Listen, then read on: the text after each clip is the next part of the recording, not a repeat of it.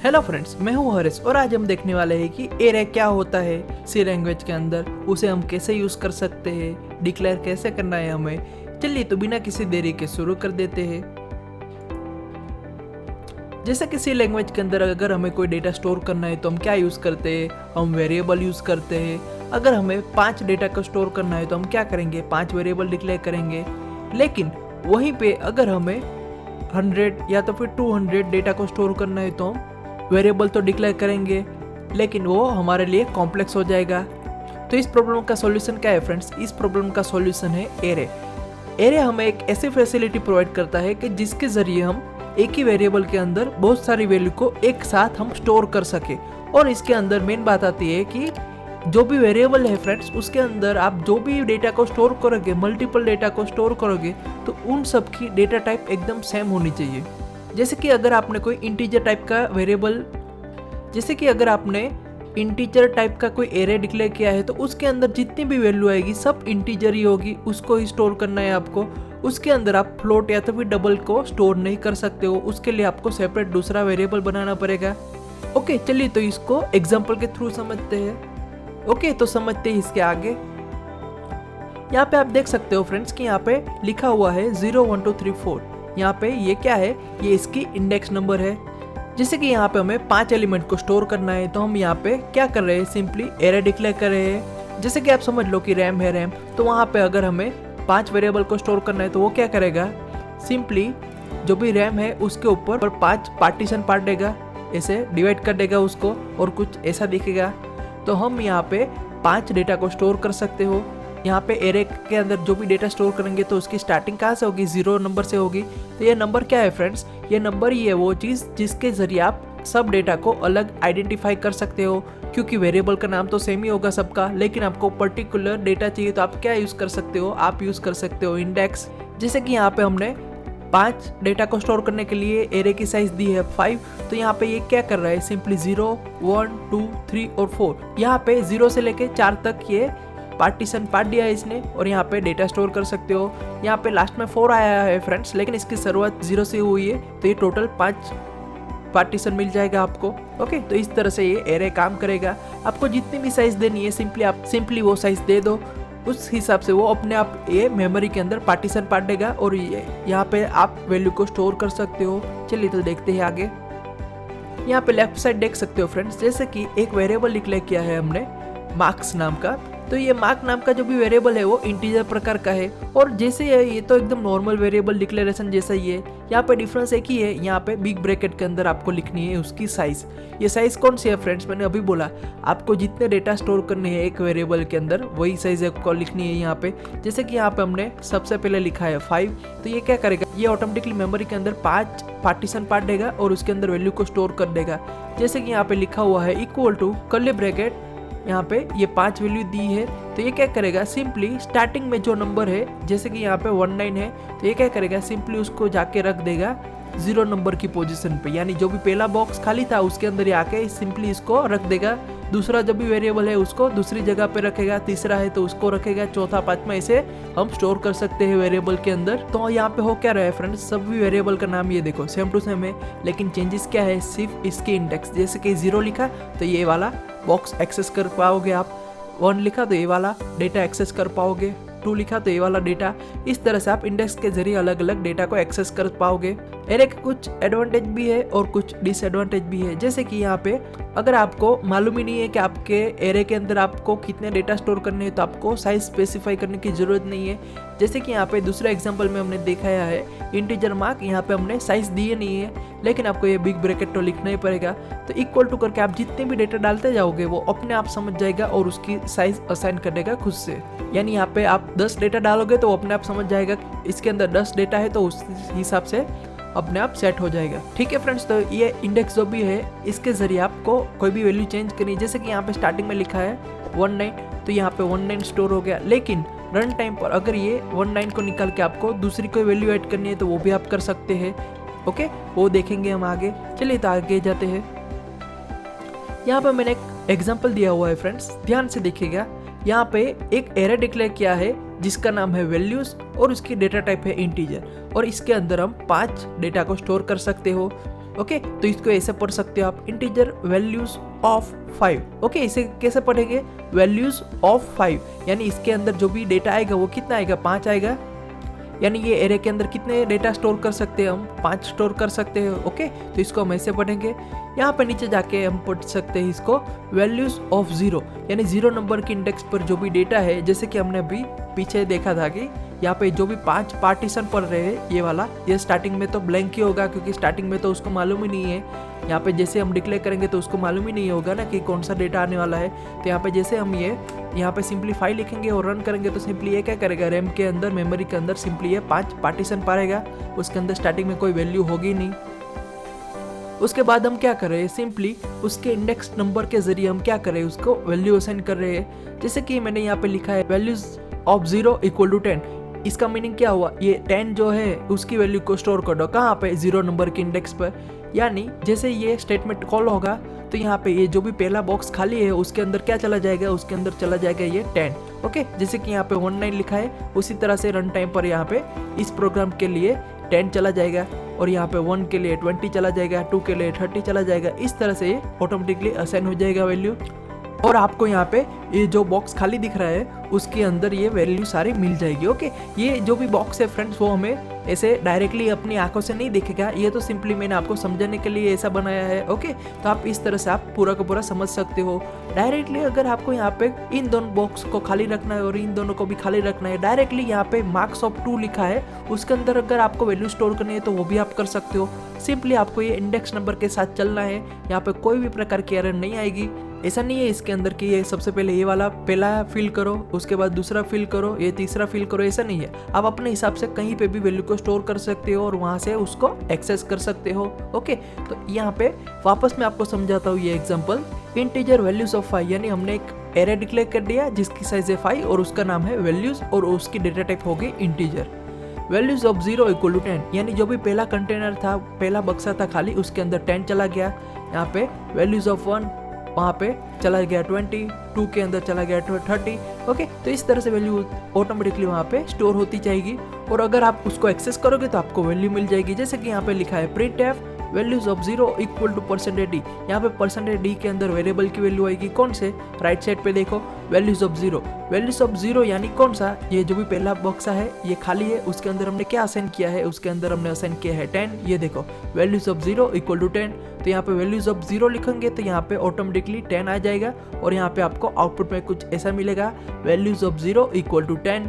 ठीक इसी तरह से यहाँ पे वैल्यूज ऑफ 1 लिखा है तो उसी को हमने प्रिंट किया है, तो यहाँ पे 20 आ जाएगा, यहाँ पे नीचे 30, यहाँ पे 40 और 50। इस तरह से लाइन बाय लाइन यहाँ पे जो भी लिखा है वही चीज़ यहाँ पे आउटपुट में आपको मिल जाएगी।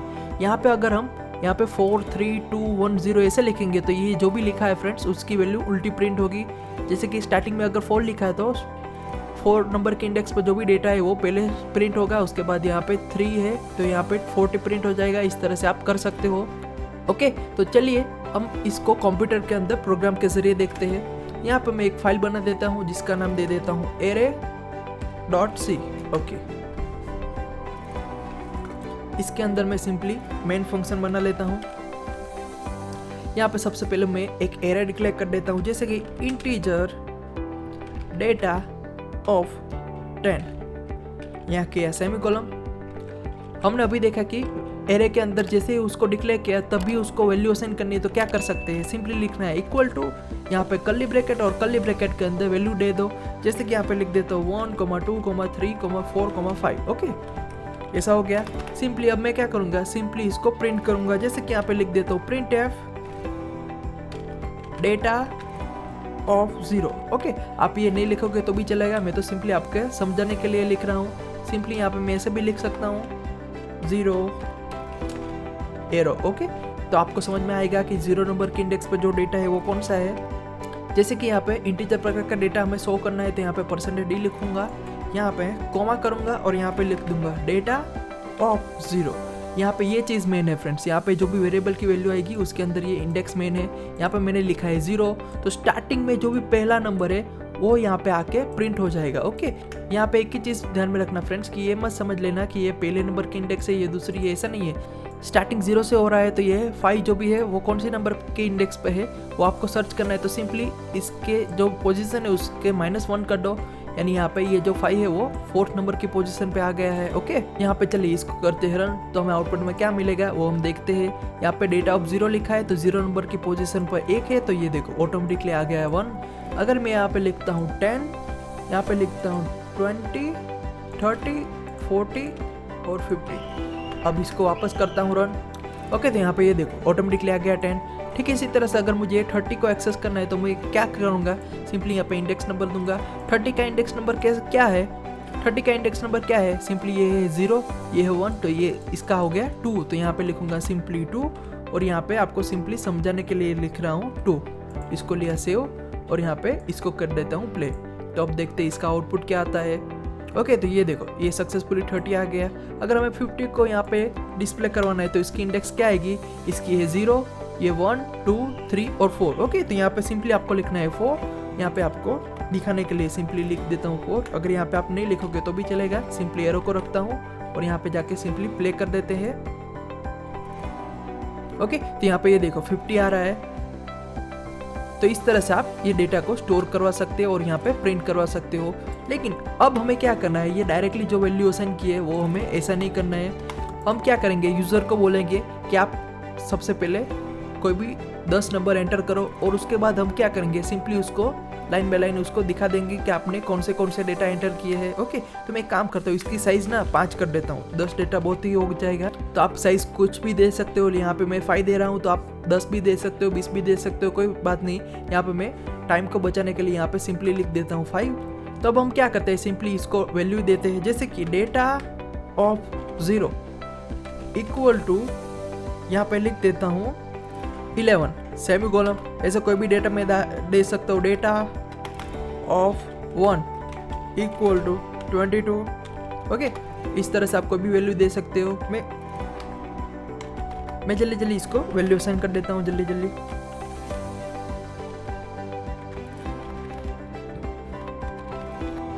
ओके, तो मैंने यहाँ पे कुछ वैल्यू असाइन कर दी है। तो मैं सिंपली क्या करूँगा, ये पांचों की पांचों वैल्यू को यहाँ पर सिंपली प्रिंट करके दिखाऊंगा। प्रिंट एफ, यहाँ पर मैं लिख देता हूँ डेटा ऑफ 0। मैं अभी भी बोल रहा हूँ फ्रेंड्स, ये प्रिंट एफ के अंदर डबल कोट के अंदर मैं लिख रहा हूँ, तो ये डायरेक्टली प्रिंट होने वाला है। यहाँ पे ये 0, 1, 2, 3 कुछ भी लिखोगे तो वो डायरेक्टली प्रिंट कर देगा। यहाँ पे मेन चीज़ ये आएगी कि यहाँ पे जो भी वेरिएबल की वैल्यू आपको प्रिंट करवानी है वही आपको ध्यान से देखना है। यहाँ पे लिखूंगा कॉमा, यहाँ पे वेरिएबल की वैल्यू आएगी, तो यहाँ पे ध्यान से देखेगा फ्रेंड्स। यहाँ पे सबसे पहला एलिमेंट हमें प्रिंट करवाना है, तो यहाँ पे क्या लिखा है, डेटा ऑफ 0 यानी इंडेक्स नंबर 0 है, तो यहाँ पे लिखूंगा डेटा ऑफ 0। हो गया, यहाँ पे कर देता हूँ सेमीकोलन। ठीक इसी तरह से कॉपी पेस्ट कर देते हैं, यहाँ पे 4, 3, 2, 1। ओके, आप अपने हिसाब से कोई भी दे सकते हो, ऐसा नहीं है कि आपको ये लाइन में ही लिखना है, आप उलट सलट भी कर सकते हैं। मैं आपको दिखाता हूँ, जैसे कि यहाँ पे मैं ऊपर नीचे कर देता हूँ इसको। ये देखो, ये 0 के यहाँ पे बीच में लेके आता हूँ और इसको कर देता हूँ सेव। अब ध्यान से देखेगा, इसको करते हैं रन और देखते हैं इसका आउटपुट। ओके, मैं एक काम करता हूँ, स्लैशन लिख देता हूँ सबके अंदर ताकि आपको समझने में आसानी हो। यहाँ पे आप कंफ्यूज हो जाओगे, सिंपली स्लैशन ऐड किया, वापस करते हैं रन। ओके, तो यहाँ पे ये देखो सक्सेसफुली डेटा हमारा प्रिंट हो गया है। यहाँ पे क्या लिखा है, डेटा ऑफ 2। तो डेटा ऑफ 2 पर हमने क्या स्टोर किया था, 33 स्टोर किया था, तो वही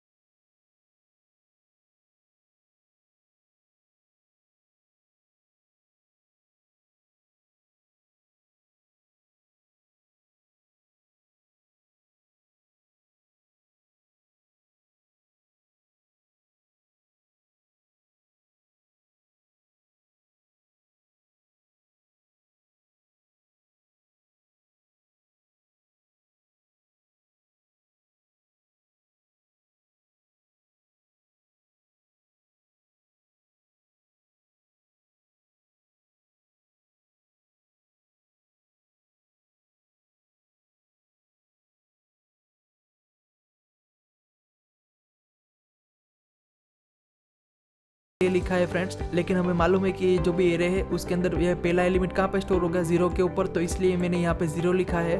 ओके, तो यहाँ पे आप ये मत भूल जाना कि यहाँ पे गलती से आप 1 लिख दो। ओके, ऐसे भी कर सकते हो आप, लेकिन वो क्या करेगा, सिंपली ये जो भी लास्ट एलिमेंट आएगा उसको स्टोर ही नहीं करेगा क्योंकि उसकी कैपेसिटी के बाहर चला जाएगा। तो पहला एडवांटेज एरे का क्या हुआ फ्रेंड्स, पहला एडवांटेज हुआ कि आप बहुत सारी वेरिएबल की वैल्यू को एक की वेरिएबल के अंदर स्टोर कर सकते हो। दूसरा एडवांटेज क्या हुआ, सिंपली आप इंडेक्स के जरिए उसकी वैल्यू को एक्सेस कर सकते हो।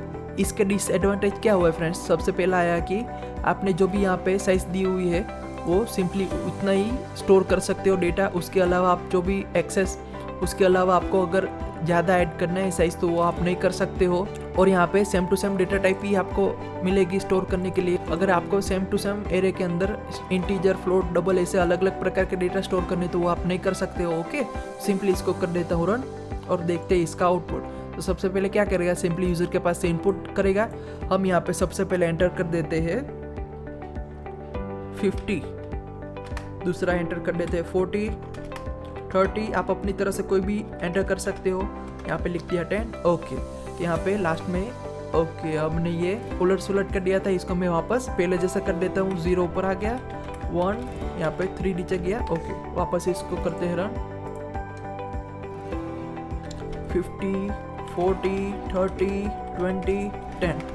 ओके, ये देखो हमने जैसे जैसे डेटा एंटर किया तो वैसे वैसे हमको आउटपुट में मिल गया। यानी यूज़र के पास से आपको इनपुट करना है तो आपको सिंपली स्कैनएफ के जरिए ऐसे डेटा इनपुट करवाना है और यहाँ पे प्रिंट करवाना है। लेकिन फ्रेंड्स यहाँ पे सोचो कि आपको 20 या तो फिर 30 या तो फिर 50 नंबर को इनपुट करवाना है यूज़र के पास से और 50 के 50 को आपको डिस्प्ले करके दिखाना है, तो ये तो आपके लिए कॉम्प्लेक्स हो जाएगा, तो ये तो बहुत ही हार्ड हो जाएगा फ्रेंड्स। हम लूप का इस्तेमाल कब करते हैं, जब हमें कोई भी एक की एक चीज़ रिपीट करनी है बार बार, तो हम तब लूप यूज़ कर सकते हो। तो एरे के साथ आप लूप यूज़ कर सकते हो, एकदम सिंपल है फ्रेंड्स, मैं आपको बताता हूँ। जैसे कि यहाँ पे सिंपली आपको क्या करना है, स्टार्टिंग में घुमाना है लूप। जैसे कि मैं लिख देता हूँ 4, यहाँ पे इंटीजर i इक्वल टू 0, यहाँ पे स्टार्टिंग इन, यहाँ पे i इक्वल टू 0 ही लिखना फ्रेंड्स, क्योंकि इंडेक्स कहाँ से स्टार्ट होती है, 0 से स्टार्ट होती है। इसलिए मैंने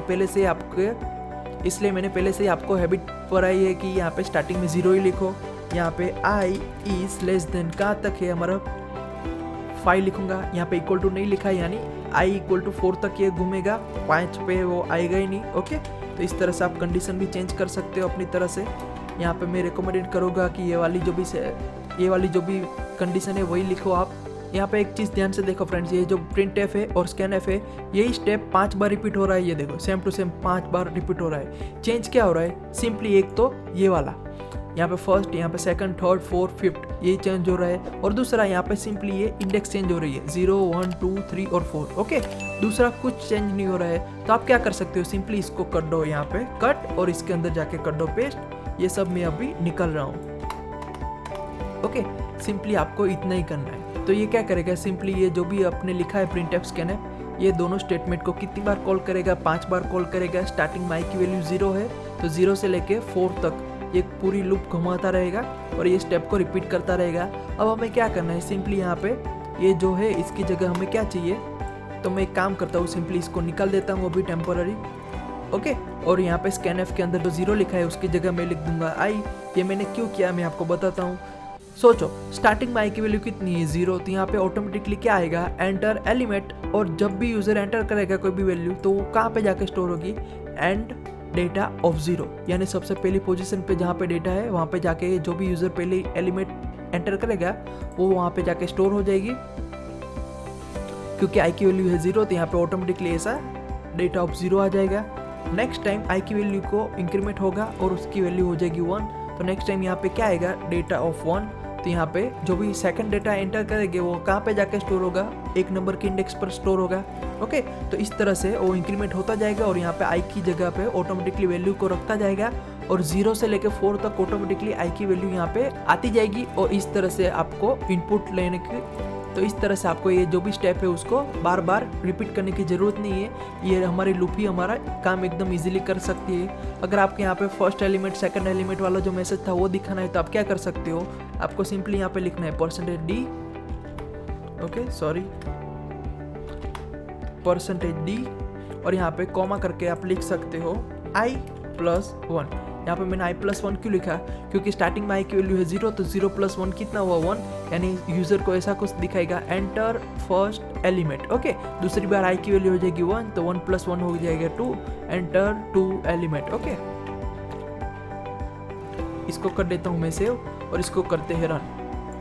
तो ये लूप कितनी बार घूमेगी, 4 बार घूमेगी। सबसे पहली बार जब घूम रही है तब i की वैल्यू हो जाएगी 0, यानी यहाँ पे एंड डेटा ऑफ 0 आ जाएगा।